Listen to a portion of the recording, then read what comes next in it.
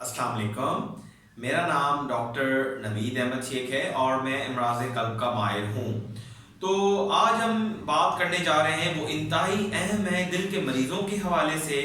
क्योंकि देखें, दिल के जो मरीज़ हैं वो जब दिल के अस्पतालों से अपना इलाज करके घर चले जाते हैं तो वहाँ घर पे जो उनको चीज़ें करनी है, क्या खाना है, क्या पीना है, वो तो उनको थोड़ा बहुत बता दिया जाता है, लेकिन आगे और दूसरी चीज़ें उनको पता नहीं होती। तो हम उन चीज़ों पे आज फोकस करेंगे जो उनके बहुत कॉमन सवालात होते हैं, जो पूछे जाते हैं और वो उनकी डिस्चार्ज समरीज के ऊपर मेंशन नहीं होते। तो सबसे पहले हम बात करेंगे कि जो दिल के मरीज हैं, जो दिल के इमराज के अंदर मुब्तला मरीज हैं, उनको डिस्चार्ज के वक्त ऐसी कौन सी इंस्ट्रक्शंस हैं जो हमें देनी चाहिए और जो दिल के मरीज सुन रहे हैं वो उनको किस तरीके से फॉलो करेंगे। तो सबसे पहले हम बात करेंगे कि उन खाना क्या खाना चाहिए। खाना हम उनको बताते हैं कि भाई कम नमक की मिकदार होनी चाहिए, कम तेल की मिकदार होनी चाहिए, उसके अंदर सब्जियों का इस्तेमाल ज्यादा से ज्यादा होना चाहिए, लाल गोश्त से परहेज जिसके अंदर आपका बड़े का गोश्त है, और मटन का मतलब यह बकरे का गोश्त, गाय और बकरे का गोश्त है। तो चिकन आप खा सकते हैं, मुर्गी का गोश्त, मछली का गोश्त, लेकिन वो तली भी नहीं होनी चाहिए। डीप फ्राई चीजों से परहेज करना है और ये बर्गर और पिज्जा, इन चीजों से भी आपको परहेज करना है। इसके अलावा बेकरी के खारे, बिस्किट, इन चीजों से आप परहेज करेंगे। अगर आप शुगर के मरीज हैं तो शुगर के मरीजों के लिए आपको पता है मीठे से आपको परहेज करना है, हर उस चीज में जिसके अंदर मीठे की मिकदार ज्यादा है, या वो चीज जो तली हुई बिल्कुल वैसे ही जैसे दिल के मरीजों में, तो वो आपने उससे परहेज करना है। सब्जियों का इस्तेमाल जैसे कि हमने पहले बात की वो ज्यादा आपने करना है। अगर आप शुगर के मरीज नहीं तो आप फ्रूट हस्ब जरूरत खा सकते हैं, लेकिन अगर आप शुगर के मरीज हैं तो एक छोटा फल रोजाना आपने खाना है।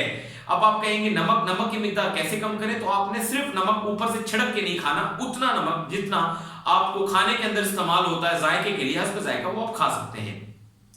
अच्छा, दूसरी बात हम ये करते हैं कि आपको एक्सरसाइज कैसी करनी चाहिए। तो जो दिल के हजरात जो दिल की बीमारी में से मतलब मुब्तला थे या अभी उनको दिल का अटैक हुआ है, तो एक हफ्ते तक अगर उनको दिल का अगर उनको बड़ा अटैक हुआ है तो एक हफ्ते से 10 दिन के दरमियान उनको वॉक नहीं करनी, उनको रेस्ट करना है।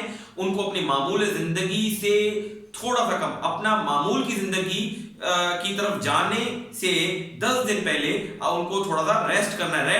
रेस्ट बेड रेस्ट नहीं होगा, वो वॉशरूम हर चीजें अपनी नॉर्मल करेंगे, लेकिन मामूल जिंदगी जो है वो 7 से 10 दिन में शुरू करनी है। मामूल जिंदगी शुरू करने के बाद उनको रोजाना वॉक करनी है। अब वो वॉक कितनी होनी चाहिए, वो वॉक जो उनको करनी है वो रोजाना 20 से 25 मिनट तेज चहलकदमी से उनको वॉक करनी है। अच्छा, और अगर वो जॉगिंग कर रहे हैं तो 10-15 मिनट भी कर सकते हैं, हफ्ते में 5 दिन कम से कम, इतनी कि उनको अपनी दिल की धड़कन महसूस हो। ठीक है, एक चीज ये हो गई, वॉक की हमने बात कर ली। अच्छा, अब दूसरी बात ये हम बहुत इंपॉर्टेंट, वो मरीज जिनके दिल की बीमारी की वजह से या किसी फेफड़े की बीमारी की वजह से उनकी सांस फूलती है, उनके लिए 2 वैक्सीन बहुत ज्यादा जरूरी है, एक इन्फ्लुएंजा वैक्सीन और एक आपकी नीमोकोकल वैक्सीन। ये वैक्सीन प्लीज आप अपने डॉक्टर से लिखवाएं, और मैं डॉक्टर से इल्तिजा करता हूं कि जो उनकी डिस्चार्ज समरीज बना रहे हैं ये अकॉर्डिंग टू हमारी गाइडलाइंस के, हमारी किताबों के, और ये हमने देखा भी है कि वैक्सीन जो मरीज लगाते हैं उनको ड्रामेटिक इफेक्ट आता है। तो प्लीज आप उनको तजवीज करें, और मैं मरीजों से रिक्वेस्ट करता हूं कि ये प्लीज ये वैक्सीन लगवाएं, क्योंकि इसमें जो इन्फ्लुएंजा वैक्सीन है वो साल में 1 या 2 बार लगवानी है, और नीमोकोकल 3 साल में या 1 साल में 1 बार लगवानी है। तो इतनी महंगी भी नहीं है। तो इससे अगर आप ये वैक्सीन लगवाएंगे तो आपको इन्फेक्शंस नहीं होंगे और आपका बार बार हॉस्पिटल इन्फेक्शंस की वजह से आना नहीं होगा। वैक्सीन के बाद हम बात करते हैं कि अब बहुत ज्यादा जो मर्द हजरात है, क्योंकि आपको पता है दिल के अटैक का मसला किसमें कॉमन है, मर्दों में कॉमन है। अच्छा, अब हम ये बात वैक्सीन वाली को जो है वो थोड़ी सी रह गई, उसमें ये मैं बात करूंगा कि जो दिल के अटैक के मरीज हैं, जो यंग हैं, जिनको और कोई स्ट्रक्चर यानी जिनका कोई दिल का फंक्शन या फेफड़े का फंक्शन कमजोर नहीं है, उनको इन्फ्लुएंजा वैक्सीन तो लगवानी ही लगवानी है।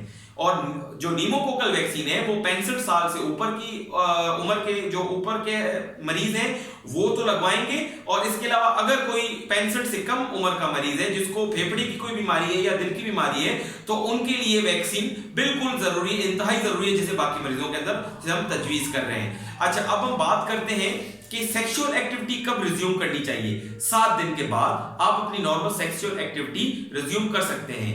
कुछ दवाइयां जो हम लिख के देते हैं दिल की धड़कन को कम करने के लिए, उसमें कुछ दवाइयां ऐसी होती हैं जो आप मर्दों की जो कुव्वत होती है मर्दानगी, उस पर थोड़ा सा असरअंदाज होती हैं। तो अगर आपके साथ इस तरह का कोई प्रॉब्लम है तो प्लीज अपने दिल के डॉक्टर के साथ, अपने कार्डियोलॉजिस्ट के साथ शेयर करें, वो उसका कोई अल्टरनेटिव आपको दे सकते हैं। इसके अलावा अब आपके सवाल बहुत ज्यादा ये होते हैं कि डॉक्टर साहब हम ट्रेवल कर सकते हैं या नहीं कर सकते, हम कैसे जाएं। तो अगर किसी मरीज की एंजियोप्लास्टी, एंजियोग्राफी या बाईपास हुआ है तो वो खुद ड्राइव करके अपने घर नहीं जा सकता है, उसको ड्राइवर के साथ या किसी टैक्सी वगैरह में लेके जाया जाए। अगर उसकी हालत ठीक है और वो ट्रेवल कर सकता है तो यस, वो बहुत ज्यादा नहीं, इतना ट्रेवल जितना मतलब उसको मतलब एक्सर्शन वाला ट्रेवल नहीं कर सकता, लेकिन वो हल्का फुल्का 2-2.5 घंटे का ट्रेवल कर सकता है। लेकिन उसकी मामूल की जिंदगी 7 से 10 दिन के बाद ही शुरू होगी, लेकिन इस दौरान उसने बेड रेस्ट नहीं करना है। अच्छा, इसके अलावा अब हम बात करते हैं कि वो ट्रेवल बाय एयर ट्रेवल कर सकता है कि नहीं कर सकता। बाय एयर ट्रेवल करने के लिए अगर उसकी सांस मतलब आम हवा पर, रूम एयर पर मेंटेन है, उसको सांस नहीं फूलती है या उसको ऑक्सीजन की जरूरत नहीं है, तो यस, वो हफ्ते 10 से 15 दिनों के बाद वो ट्रैवल बिल्कुल कर सकता है। लेकिन अगर उसको सांस की जरूरत पड़ती, मतलब सांस में ऑक्सीजन की जरूरत पड़ती है, तो उसको अपने साथ सिलेंडर की रिक्वेस्ट डालनी होगी कि वो जब फ्लाई करें तो उसके साथ ऑक्सीजन की सहूलत मुयसर हो। क्यों? क्योंकि जब आप एयर ट्रेवल कर रहे होते हैं तो कैबिन के अंदर प्रेशर कम होने की वजह से वहां ऑक्सीजन की मिकदार कम हो जाती है, और ऑक्सीजन की मिकदार कम होने की वजह से वो हजरात जिनको ऑक्सीजन की जरूरत है उनको ज्यादा ऑक्सीजन की जरूरत पड़ती है, तो इसलिए उनको इस चीज का ख्याल रखना पड़ेगा। क्यों? क्योंकि हज का सीजन कॉमन है, बहुत सारे हमारे बूढ़े हजरात जो दिल के मरीज हैं और जो दिल के अटैक के बाद हमारे पास दाखिल रहे हैं, वो हमसे ये अक्सर का सवाल पूछ रहे हैं आजकल कि डॉक्टर साहब मैं हज पे जा सकता हूं, मैं नहीं जा सकता, मैं उम्रे पे जा सकता हूं, नहीं जा सकता। तो ये उनके लिए मैं एडवाइस कर रहा हूं कि ये आप अपने डॉक्टर से तजवीज करवा लें। इसके अलावा क्या चीजें इंपॉर्टेंट हैं हमारे डॉक्टरों के लिए, अपने मरीजों हमारे डॉक्टरों के लिए कि हम अपने मरीजों को बताएं, और मरीजों के लिए अपनी के वो ऐसी क्या चीजें हैं जो उनकी जिंदगी पे दिल के अटैक के बाद मुज़र असरात रखती हैं। उसके अंदर डिप्रेशन सबसे ज्यादा है। अगर आप अपनी बीमारी की वजह से परेशान हैं, या आपको कोई डिप्रेशन तारी हुआ है, या आप बहुत सोचना शुरू कर दिया है, तो आप बराए मेहरबानी अपने डॉक्टर से रिज्यू करें, अपने कार्डियोलॉजिस्ट से रिज्यू करें और बात करें कि डॉक्टर साहब मैं अपनी बीमारी की वजह से बहुत परेशान हूं, मैं अपने दिल के अटैक के बाद अपनी नॉर्मल जिंदगी गुजार नहीं पा रहा हूं, मुझे कोई सोच तारी होती है, मुझे नींद नहीं आती है, या कोई भी इस तरह की चीजें, तो प्लीज वो आप शेयर करें। क्यों? क्योंकि डिप्रेशन एक बहुत खराब जो है असर अंदाज करती है हमारे दिल के मरीजों की हेल्थ पे, बहुत जो है ना गलत तरीके से जो है अपना उस पे मुज़र असरात जो हैं आते हैं। तो क्यों, अब मैं आपको मेडिकल टर्मिनोलॉजी इस्तेमाल नहीं करना चाहता कि बहुत सारे ऐसे मरीज सिर्फ डिप्रेशन की वजह से उनकी बीमारी, जो दिल की बीमारी है, वो खराब हो जाती है। क्यों? क्योंकि उनको डिप्रेशन होता है, तो उसको ट्रीट करना बहुत ज्यादा जरूरी है। बाकी इसके अलावा अगर आप बहुत सारे मरीज हम मुझसे पूछते हैं कि डॉक्टर साहब क्या मुझे विटामिन की गोलियां खानी चाहिए? हरगिज नहीं। क्या मुझे अपना विटामिन डी की गोलियां खानी चाहिए, टीके लगवाने चाहिए? हरगिज नहीं। कोई भी ताकत की गोली दिल के अटैक के बाद कोई भी जो है फायदेमंद नहीं साबित हुई। बहुत सारी स्टडीज इसके ऊपर हुई हैं और इसका कोई भी फायदा नहीं है। सिर्फ और सिर्फ फायदा क्या है? आप अच्छी ग़िज़ा खाएं, साफ सुथरी ग़िज़ा खाएं, साफ सुथरा पानी पिएं, अपने आप को साफ सुथरा रखें। इसके अलावा आप वॉक करें, ठीक है, और अपनी जिंदगी को हेल्दी बनाएं। फिजूल सोचों से दूर रहें, फिजूल सोचों से आप बिल्कुल दूर रहें। और इसके अलावा अगर आपको कोई प्रॉब्लम होती है तो प्लीज अपने डॉक्टर से रिव्यू करें। सबसे अहम, सबसे आखिर में मैं एक बात करना चाहूंगा, जो भी दवाइयां आपको डॉक्टर साहब ने तजवीज की हैं वो आपने खानी है। क्यों? क्योंकि आपने एंजियोप्लास्टी करवाई या नहीं करवाई, आपको खुदा न ख्वास्ता कोई दिल का अटैक हुआ है, आपकी दवाइयां सारी जिंदगी के लिए चलती रहेंगी। आप दवाइयां खाएंगे, आप ठीक रहेंगे। आप दवाइयां नहीं खाएंगे, आप खराब हो जाएंगे, आपकी बीमारी खराब हो जाएगी। आपकी सिर्फ 1 या 2 दिन की गोलियों के पैसे बचाने की वजह से आपके घर वाले ज्यादा परेशान होंगे, जो आपको लेके आएंगे, लेके जाएंगे, जो पूरे उसके ट्रैवल का खर्चा, आपको लेके आने जाने का खर्चा, उस एम्बुलेंस का खर्चा उस 1 या 2 दिन की दवाइयों से ज्यादा होता है। तो प्लीज अपनी दवाइयां खाएं, खाना दिल के मरीज के लिए हम कहते हैं खाना इतना जरूरी नहीं है जितना उसकी दिल की दवाइयां जरूरी हैं। तो प्लीज ये ताकत की गोलियां, ये गैस की गोलियां, इनसे परहेज करें। अगर आपकी इनकी जरूरत है तो बेशक लें, लेकिन जो दिल की गोलियां हैं आप उनको नहीं छोड़ सकते हैं, वो बहुत ज्यादा जरूरी हैं।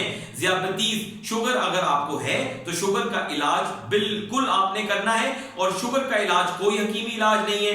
आज तक साइंस ने ऐसा कोई इलाज प्रूव नहीं किया कि आप अगर खुदा न खास्ता इंसुलिन पर हैं या शुगर को कंट्रोल करने के लिए उसकी गोलियां खाते हैं तो उसका कोई अल्टरनेटिव अभी तक निकला नहीं है। तो प्लीज अपने शुगर को कंट्रोल में रखें, क्योंकि शुगर वो बेलगाम घोड़ा है। अगर आप दिल की दवाइयां खाते रहे और आपने शुगर की दवाइयां नहीं खाई तो आपकी दिल की बीमारी की रफ्तार जो है वो 100 गुना बढ़ जाएगी। इसलिए हम अपने दिल के मरीजों को ये कहते हैं कि अपनी शुगर को कंट्रोल में रखें, क्योंकि अगर आप शुगर को कंट्रोल में नहीं रखेंगे आपकी दिल की बीमारी कंट्रोल में नहीं आ सकती है।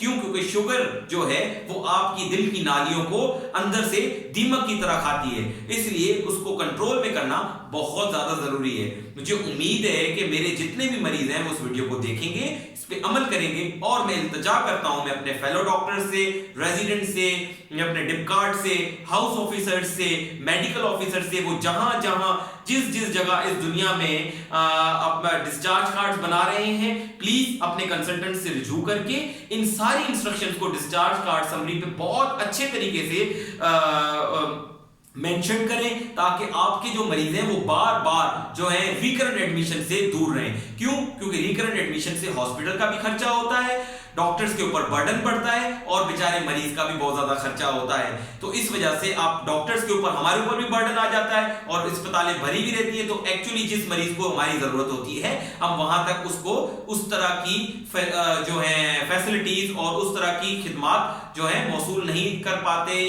उनको खिदमत अंजाम नहीं दे पाते, और वो हमारी खिदमत से सही तरीके से फायदा जो है नहीं ले पाते। तो प्लीज मेरी इस वीडियो को शेयर करें, और मेरी इस वीडियो को जहां जहां जरूरत है प्लीज वहां उन लोगों को बताएं, ताकि प्रॉपर लोग डिस्चार्ज कार्ड बना के और हमारे मरीजों को जो है प्रॉपर इंस्ट्रक्शंस के साथ डिस्चार्ज करें, और मेरे जो मरीज हैं वो इंस्ट्रक्शंस पे अमल करें। शुक्रिया, अल्लाह हाफिज।